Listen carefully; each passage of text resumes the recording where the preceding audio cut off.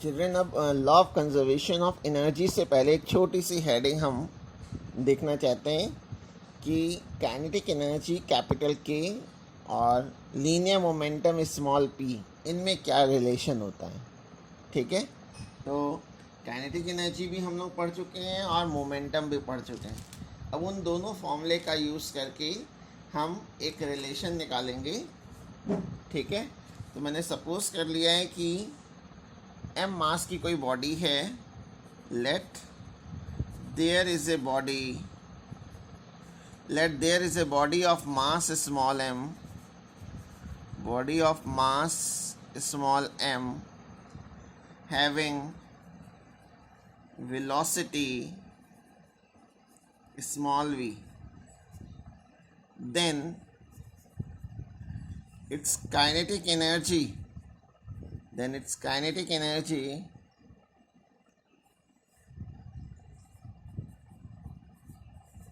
Capital K is equal to हो जाएगा half M v square.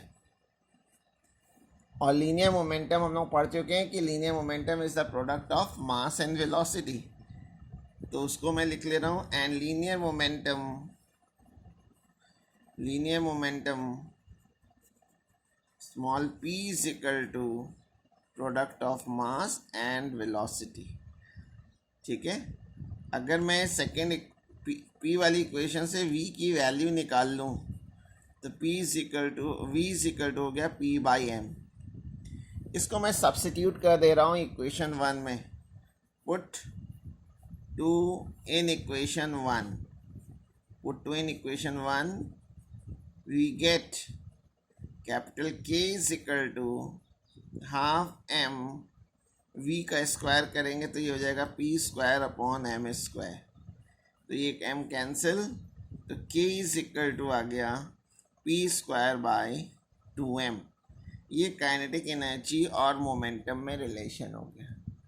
Therefore momentum का अगर फॉर्मूला हमें कहेंगे तो मोमेंटम इज इक्वल टू हो जाएगा 2mk और p is equal to under root 2mk।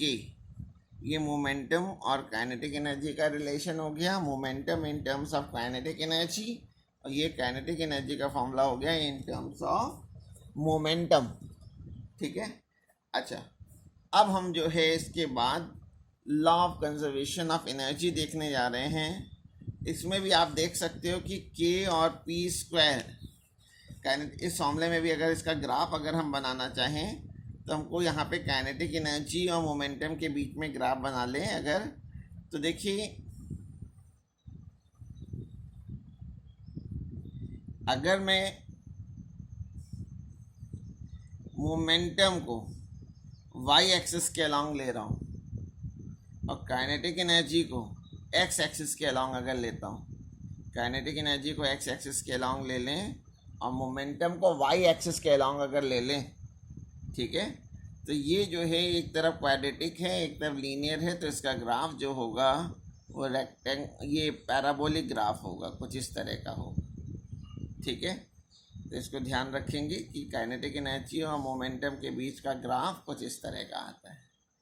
अब जो नेक्स्ट हेडिंग हम लोग को देखनी है, जो मैं पहले कह रहा था, वो है लॉ ऑफ कंजर्वेशन ऑफ या principle of conservation of energy.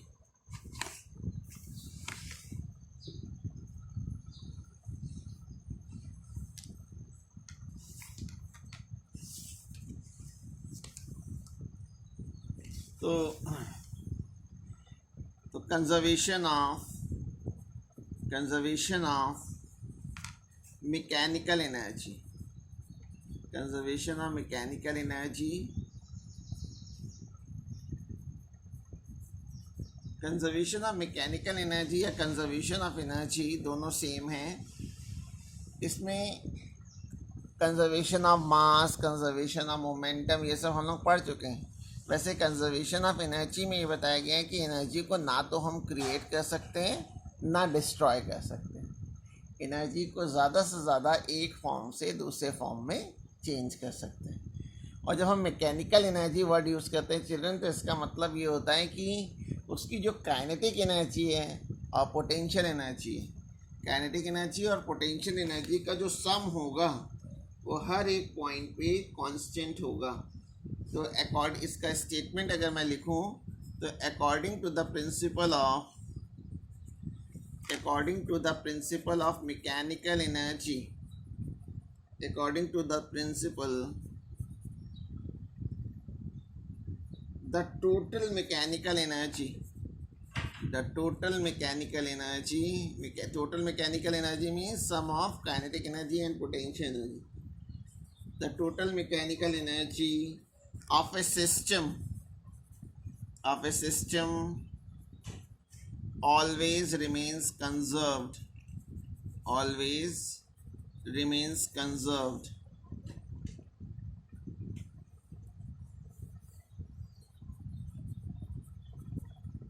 लेकिन इसके लिए कंडीशन है कि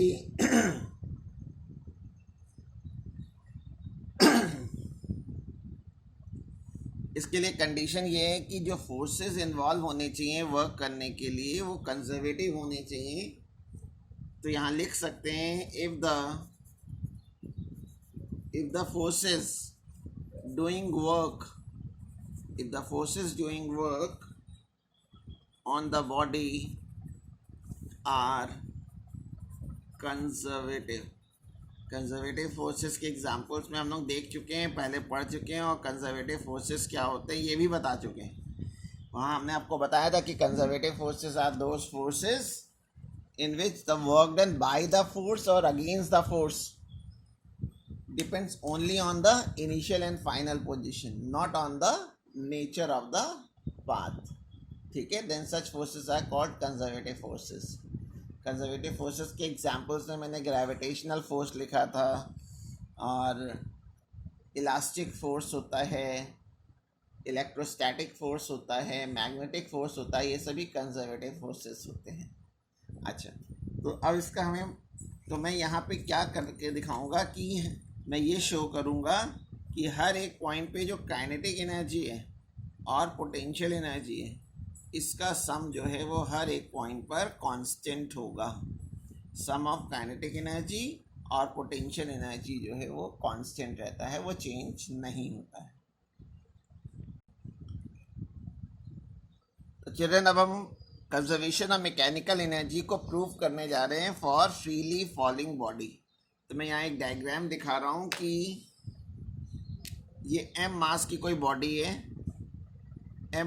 बॉडी है, जिसको मैं a पॉइंट से ड्रॉप करूँगा, a हाइट से ड्रॉप करूँगा, और उसकी 3 डिफरेंट पोजीशन पर काइनेटिक एनर्जी और पोटेंशियल एनर्जी निकाल के देखूँगा और उसका सम करूँगा। वो कांस्टेंट आना चाहिए, वो कांस्टेंट होना चाहिए। तो मैंने सपोज कर लिया ये पॉइंट A है, B पॉइंट है और C पॉइंट है। ये टोटल हाइट स्मॉल h है। मैंने A पॉइंट से बॉडी को फ्रीली फॉल कराया, ड्रॉप किया है। जब किसी बॉडी को ड्रॉप करते हैं तो उसकी इनिशियल वेलोसिटी 0 होती है, और A पॉइंट से जब ड्रॉप करेंगे बॉडी को और जब ये बॉडी B पॉइंट पे पहुंचेगी तो मैंने सपोज कर लिया है कि उसकी वेलोसिटी v है, या v के बेस में b लिख दे रहा हूँ, v भी है, और a से b तक उसने जो डिस्टेंस कवर किया है वो मैंने स्मॉल x ले लिया है। अगर a से b तक की डिस्टेंस स्मॉल x है तो जो बची हुई डिस्टेंस होगी वो h माइनस x हो जाएगी। तो मैं अब एक एक पॉइंट पर काइनेटिक एनर्जी और पोटेंशियल एनर्जी निकाल रहा हूँ। सबसे पहले at a point A point पे मैं देख रहा हूँ काइनेटिक एनर्जी कितनी है और पोटेंशियल एनर्जी कितनी है। तो आप देख सकते हैं कि जब बॉडी को मैंने ए से ड्रॉप किया है, ए हाइट से ड्रॉप किया है, जब फ्रीली फॉल करता है कोई बॉडी तो उसकी इनिशियल वेलोसिटी 0 होती है, और जब बॉडी में वेलोसिटी ही नहीं है तो उसमें काइनेटिक एनर्जी भी 0 होगी, क्योंकि काइनेटिक एनर्जी का फॉर्मूला होता है kinetic energy K is equal to half m/u² या हाफ m/v²। ए पॉइंट पे वेलोसिटी u है इसलिए मैंने u रख दिया। अब इसमें u की वैल्यू अगर मैं 0 पुट कर दूँ, यू की वैल्यू 0 रख दो तो काइनेटिक एनर्जी 0 आ जाएगी। और पोटेंशियल एनर्जी अगर निकालना है ए पॉइंट पे तो हाइट हम लोग ग्राउंड से ले लेते हैं। तो मैं ग्रेविटेशनल पोटेंशियल एनर्जी निकाल रहा हूँ। Gravitational potential energy, gravitational potential energy capital you अगर निकालता हूँ ए पॉइंट पे तो mgh फॉर्मूला होता है। h जो है वो ग्राउंड से लेते हैं, ए वाले पॉइंट की ग्राउंड से हाइट है h, ठीक है। तो mechanical energy therefore total mechanical energy, total mechanical energy at a, वो अंडरस्टूड है। ऊपर हेडिंग डली हुई कि ए पॉइंट पे निकाल रहे हैं तो मैं काइनेटिक एनर्जी और पोटेंशियल एनर्जी को ऐड कर ले रहा हूँ। काइनेटिक एनर्जी 0 है और पोटेंशियल एनर्जी mgh है, और तो 0 प्लस mgh करेंगे तो mgh आ जाएगा। ये ए पॉइंट पे मैंने एनर्जी निकाल ली। अब मैं बी पॉइंट पे एनर्जी निकालूंगा, काइनेटिक एनर्जी और potential energy. Now at a point B, at a point B, अब बी पॉइंट पे निकालने जा रहा हूँ। तो अगर बी पॉइंट पे काइनेटिक एनर्जी निकालना है बच्चों, तो हमने देखिए ए पॉइंट पे वेलोसिटी को 0 लिया था। जब वो बॉडी ए से बी तक पहुँचेगी under acceleration due to gravity तो उसकी वेलोसिटी बढ़ जाएगी। तो बी पॉइंट पे वेलोसिटी निकालना है। इस फिगर में कहीं टाइम नहीं गिवन है। जब टाइम नहीं दिया होता है तो हम लोग थर्ड इक्वेशन ऑफ मोशन का यूज़ करते हैं। तो फ्रॉम ए टू बी, अगर मैं ए से बी तक की बात करूं तो ए पे वेलोसिटी है 0, ए से बी तक की जो डिस्टेंस है वो स्मॉल x है, और बी पॉइंट पे वेलोसिटी मैंने वी बी सपोज की हुई है। तो by third equation of motion v square is equal to u square plus 2gh, 2gh, इसमें एक्सेलरेशन जो होगा वो g के इक्वल होगा। तो मैं इसमें वैल्यू पुट कर दे रहा हूँ, v की जगह तो v भी रख दे रहा हूँ, u 0 है, 2gh भी डिस्टेंस होती है, ये क्या है तो इसको h लिख सकते हैं, या 2gx, तो ये 2gx आ गया। ये वेलोसिटी आ गई b पॉइंट पर। इसका रूट भी लगा सकते हैं, लेकिन मैं रूट नहीं लगा रहा हूँ क्योंकि काइनेटिक एनर्जी के फॉर्मूले में स्क्वायर ही होता है। Therefore kinetic energy at B, अगर बी पॉइंट पे काइनेटिक एनर्जी निकालें तो K B is equal to half M V B square, half M V B square. मैं वी बी की वैल्यू रख दे रहा हूँ, K B is equal to half M V B square की जगह रख दिया 2gx, तो ये 2 से 2 कैंसिल, तो काइनेटिक एनर्जी आ गई mgx। ये काइनेटिक एनर्जी होगी, ठीक है। और अब पोटेंशियल एनर्जी निकालना है तो बी वाले पॉइंट की ग्राउंड से हाइट देख लेंगे। तो बी पॉइंट की ग्राउंड से हाइट जो है वो h माइनस एक्स है, ठीक है। तो मैं पोटेंशियल एनर्जी अब निकाल रहा हूँ। Therefore potential energy, potential energy at B, potential energy at B, तो बी वाले पॉइंट इसको मैं यू के बेस में बी लिख दे रहा हूँ। U B is equal to M G H होता है, और एच की जगह यूज़ करेंगे ग्राउंड से बी तक की हाइट। फिगर में एच माइनस एक्स नज़र आ रही है, तो ये हो गया M G H minus M G X. ये पोटेंशियल एनर्जी हो गई बी पॉइंट पे, और काइनेटिक एनर्जी मैं इधर निकाल चुका हूँ। Therefore total mechanical energy, total mechanical energy, अगर मैं टोटल मैकेनिकल एनर्जी निकालूं तो मुझे काइनेटिक एनर्जी और पोटेंशियल एनर्जी का सम करना पड़ेगा।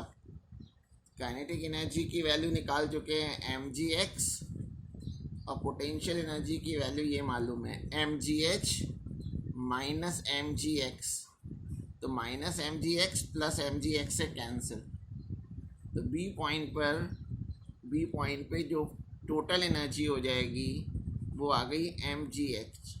तो आप देख सकते हो ए पॉइंट पे भी mgh आई थी और बी पॉइंट पे भी mgh आई थी। तो 2 पॉइंट पे तो ये एनर्जी कांस्टेंट हो गई। अब मैं सी पॉइंट पे निकाल रहा हूँ, यानी जब बॉडी ग्राउंड पे पहुँचेगी तो उसकी वेलोसिटी कितनी होगी।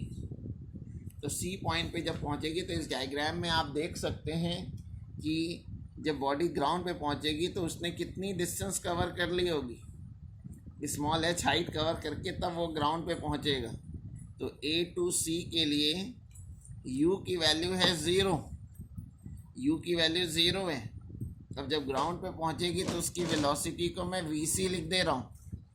उसने जो हाइट कवर की है वो है h, और एक्सेलरेशन ड्यू टू ग्रेविटी तो है ही। तो by third equation of motion v square is equal to u square plus 2gh, इसमें वैल्यू पुट कर दे रहा हूँ। v की जगह vc रख दिया, u की वैल्यू 0 और 2g की जगह g ही रखना है और h की जगह भी h। तो vc स्क्वायर की वैल्यू आ गई 2gh। देयरफॉर काइनेटिक एनर्जी अगर मैं निकालूं एट c, तो काइनेटिक एनर्जी को मैं kc लिख दे रहा हूँ।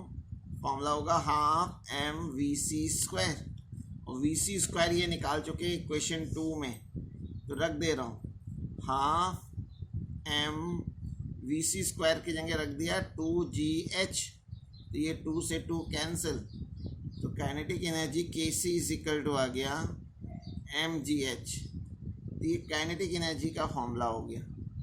और चिल्ड्रन जब बॉडी ग्राउंड पे पहुंच जाएगी तो उसकी हाइट तो 0 हो जाएगी, देयरफॉर पोटेंशियल एनर्जी एट सी, तो जब हाइट 0 हो गई है तो पोटेंशियल एनर्जी की वैल्यू भी 0 हो जाएगी, क्योंकि हमेशा हाइट ग्राउंड से लेते हैं। तो यूसी की वैल्यू 0 आ गई। तो मैं अगर काइनेटिक एनर्जी और पोटेंशियल एनर्जी का सम करूं, अगर टोटल मैकेनिकल एनर्जी अगर निकालें, टोटल मैकेनिकल एनर्जी, तो इन दोनों को ऐड कर लेंगे। काइनेटिक एनर्जी की वैल्यू है mgh और पोटेंशियल एनर्जी है 0, तो जो टोटल एनर्जी आ गई सी पॉइंट पर वो भी mgh आ गई, mgh आ गई है। ए पॉइंट पे भी mgh है, बी पॉइंट पे भी mgh आई है और सी पॉइंट पे भी mgh आ गई है। तो हम from equation 1, 2 and 3, equation 1, 2 and 3 से मैं कह सकता हूँ कि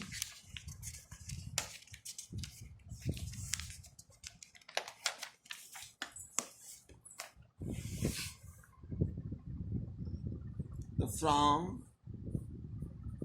equation A, B and C, it is clear that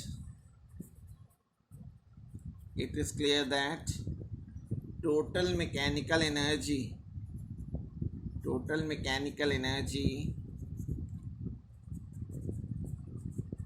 for a freely falling body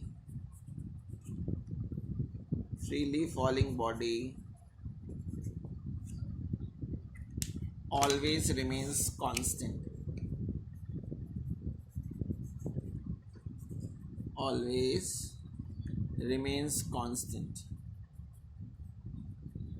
ठीक है। और इस कांस्टेंट वैल्यू की mgh होगी। अगर मैं इसमें ग्राफ प्लॉट करूं चिल्ड्रन, टोटल एनर्जी और law of conservation of energy को दिखाने के लिए इधर मैं एक्स एक्सिस के अलॉन्ग हाइट ले रहा हूँ और इधर टोटल एनर्जी ले लिए। टोटल एनर्जी तो कांस्टेंट होती है, तो टोटल एनर्जी के लिए जो ग्राफ बना देते हैं वो तो एक स्ट्रेट लाइन, कांस्टेंट है तो ग्राफ स्ट्रेट लाइन बनेगा। ये टोटल एनर्जी को दिखा रहा है, टोटल एनर्जी।